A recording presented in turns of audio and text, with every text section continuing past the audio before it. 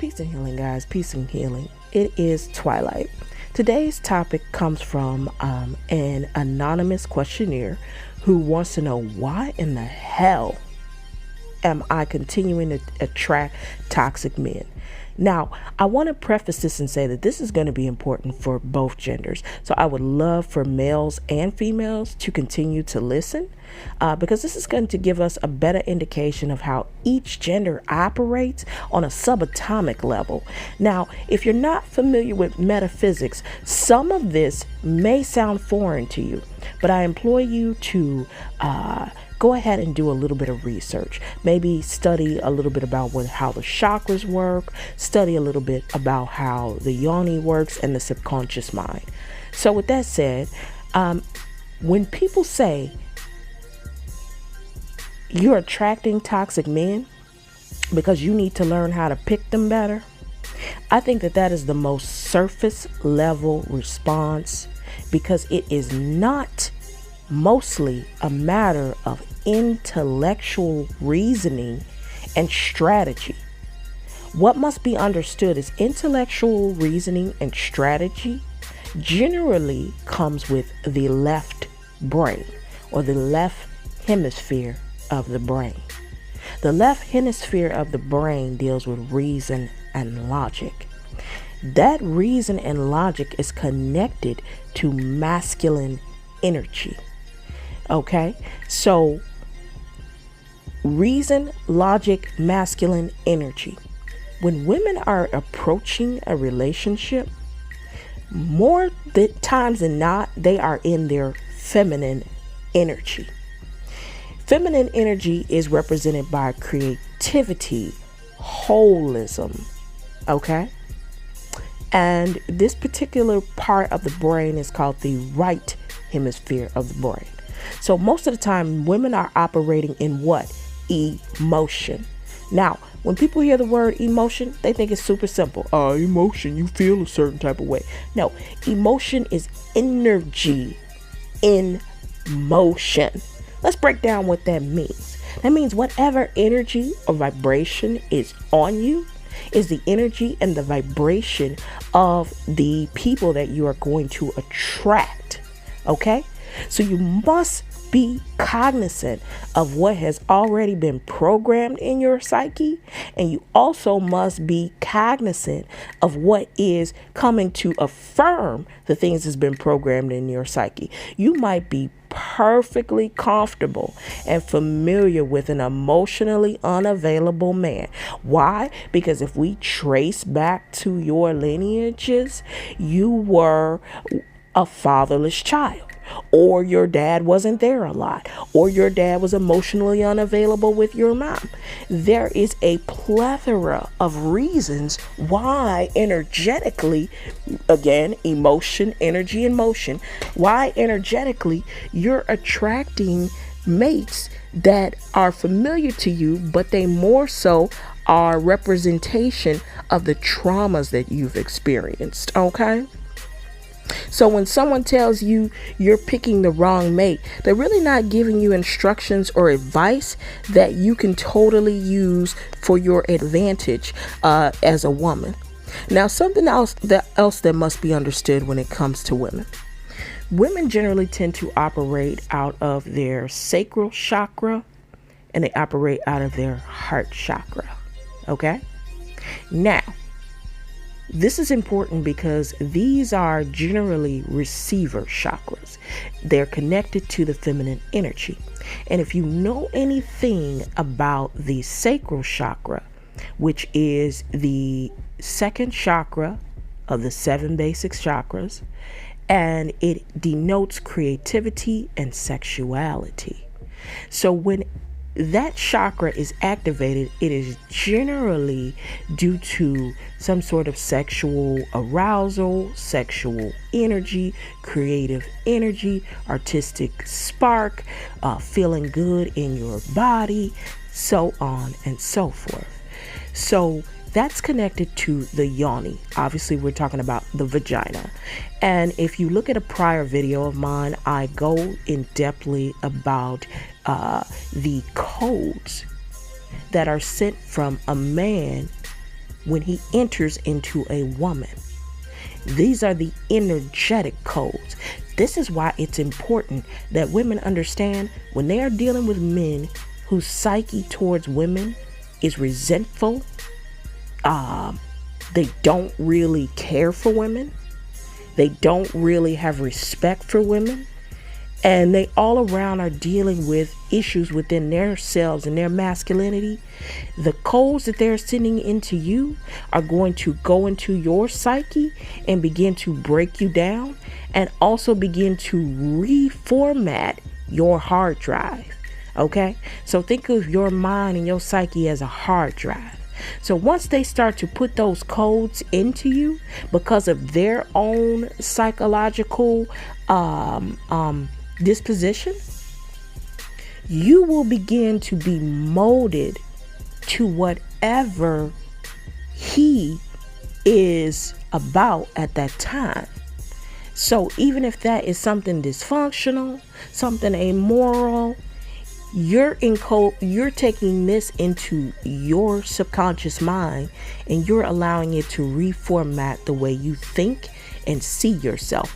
And if this man is in a toxic space, it is going to deteriorate you from the inside out, especially if you're sleeping with him and you are taking in his energy.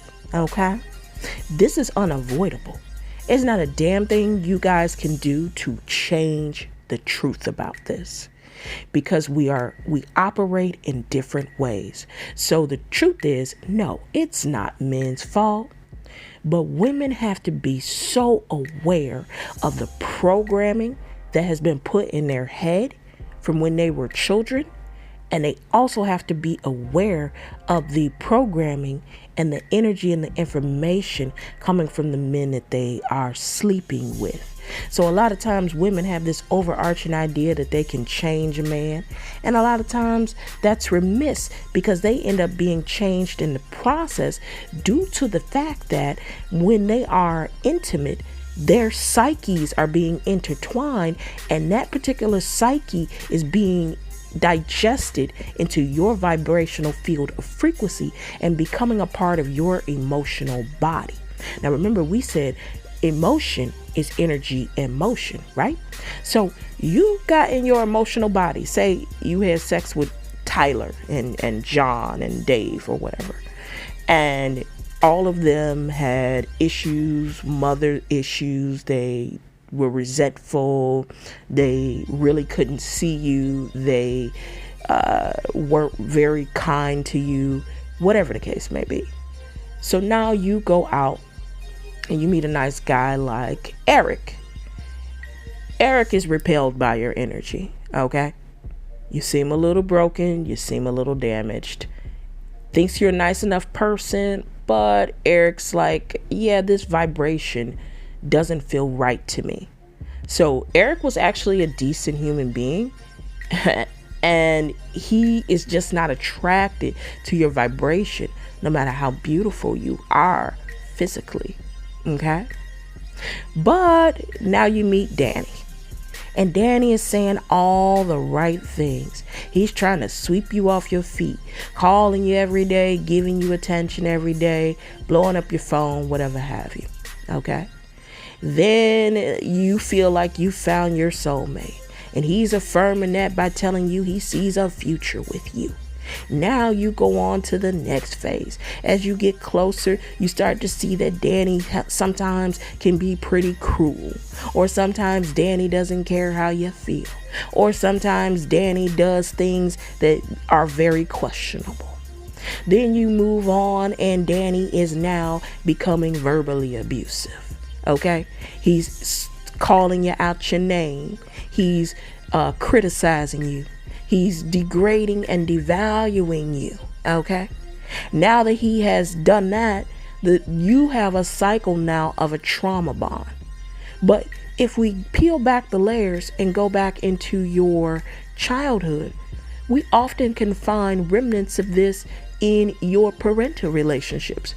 Were you told that you need to put your feelings to the side in order to keep the peace in your family, even when it was something as devastating as physical or sexual assault?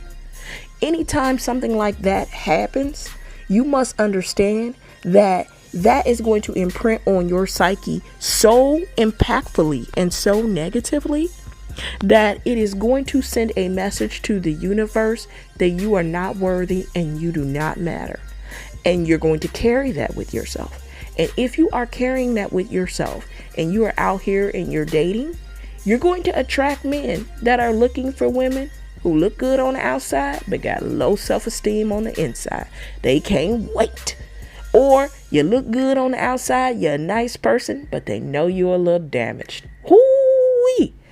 And they are plotting because they're parasitic beings in the first place. So how would an intellectual thing work with this? Well, first of all, if you can't really intellectualize emotions and trauma. You can't go up to somebody and say strategically, I'm going to make sure that this guy has a job, he has a car, he has prospects, he treats his mother well, he is financially stable, he is into me, and you have all those things that you list out, right? But your vibration is a match for someone who may have all these things, but is a total jerk. Is totally toxic, totally doesn't respect you, totally doesn't see you as valuable, just wants somebody to be their little whipping boy or their sidekick or emotional punching bag. You must understand that Twilight has not only experienced these things, but she has observed these things over and over again. Now, one might say that is, potentially a part of my paradigm. Well, it is enough of a substantiated paradigm as it relates to the general population that this makes what I'm saying significant. Okay. So it's just like to say, okay, I live in a neighborhood where white people are nice to me and they care about me and they treat me well. That's totally fine. But does that mean that there's no racism in this world? No, it does not. Okay. So we must understand that our experiences may align with a different truth, but that does not disregard overall social constructs that could be very much so overriding some of that good feelings or those good things that you deserve. So what I want to say here is, for the person that is trying to figure out why they're attracting toxic males over and over again, and they're using all the strategies, and they're reading all of Steve Harvey's books, and they're going through and they're watching all Derek Jackson's videos, okay?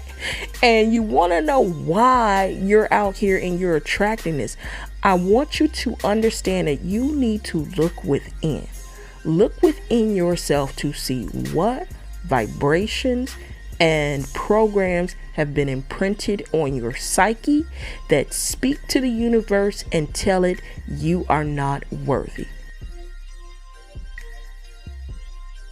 Then you must work very diligently to reprogram those particular thought processes and ideologies that may be stuck looping in your head and no longer serve you.